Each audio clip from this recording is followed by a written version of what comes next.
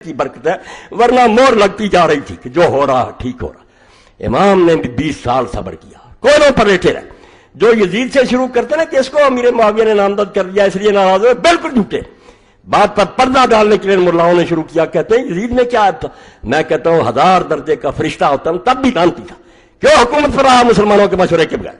اور اس کے باپ نے جس طرح بیعت لی، اس کے حوالے دوں گا کہ کس طرح تلواریں لٹکتی تھی لوگوں کی سر، بخاری شریف سے نکال کے دوں گا۔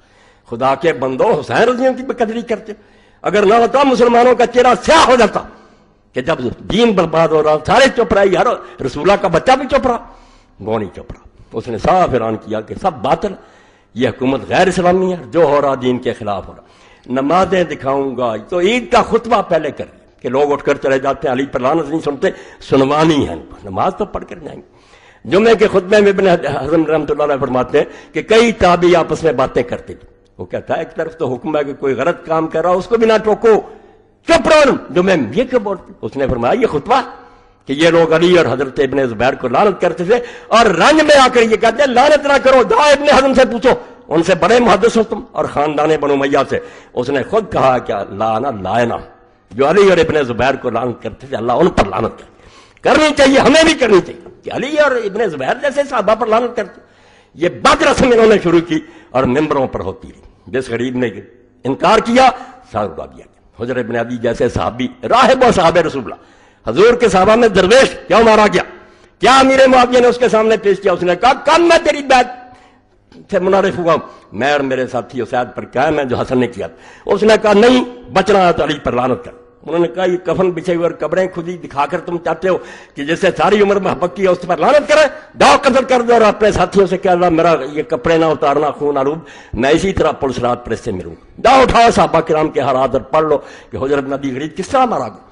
یعنی بعد رسمیں شروع کر علی پر لعنت، جو اگر نہ ہوتا اور اس کا باپ نہ ہوتا۔ میں ساتھ کہتا ہوں ابو طالب اسلام لایا یا نہیں لایا، کوئی مسلمان کا بچہ یہ نہیں کہہ سکتا کہ ابو طالب کا سہارا اللہ تعالیٰ رسول اللہ کو نصیب نہ ہوتا، پتہ نہیں دین کا کیا حال ہوتا۔ خدا عبداللہ بن مسعود فرماتے ہیں 7 آدمیوں نے اعلان کیا تھا ہم نے اسلام کا، ابن ماجہ میں، رسول اللہ کو بچا لیا اللہ نے آپ پہ چچا کے ذریعے۔ کوئی ابو طالب کی زندگی میں انگلی نہیں کر سکتا، جو تکلیفیں دی آپ کو اس کے بعد دی۔ اور علی اگر نہ ہوتا تو آپ دیکھتی ہیں آپ کے بستر پر لیٹا، جنگ بدر میں اس نے جتنے مارے ہیں فرشتے نکالو کس نے مارے ہیں، اور یہی بھگتا ہے بعد میں علی اور اس کی اولاد۔ دکھ کیا تھا؟ ان کے بچے مسلمان ہو گئے جن کے والد اور دادے قتل کیے تھے، وہ اسلام لے آئے، مگر دلوں میں وہی عرب والا رنج تھا کہ علی نے اور اس نے ہمارے بڑے مارے ہیں، وہ اس سے کچھ بدلا لیا، کچھ اس کی اولاد سے لیا، اس کے لیے وقت نہیں، بس اشارہ میں نے کر دیا۔ تو دین جس کو تم دین سمجھو، نماز روزہ حج کا وہ بھی نہیں لینے دیا، باقی تو جو عدل و انصاف اور حق کہنے کی بات وہ تو بالکل ختم کر۔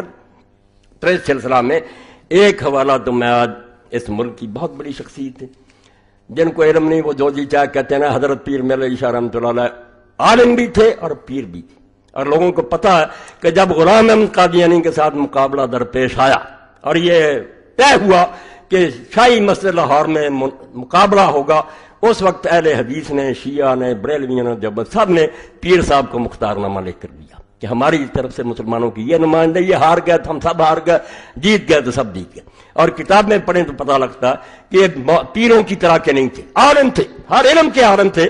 تو ان سے بھی ایک شخص نے یہ سوال کیا کہ رسول کریم علیہ الصلوۃ والسلام کے بعد جو کچھ ہوا اس کے بارے میں آپ ذرا سمجھ لیں کتنی دانائی کی بات ہے۔ جب مر جاتا ہے آدمی اسی طرح کا نہیں رہتا، سر سے پاؤں تک وہی نظر آ رہا ہوتا، ایک چیز اندر سے نکل جاتی ہے جس کو روح کہتے ہیں۔ پیر صاحب نے کہا حکومت اسلامیہ جو ہے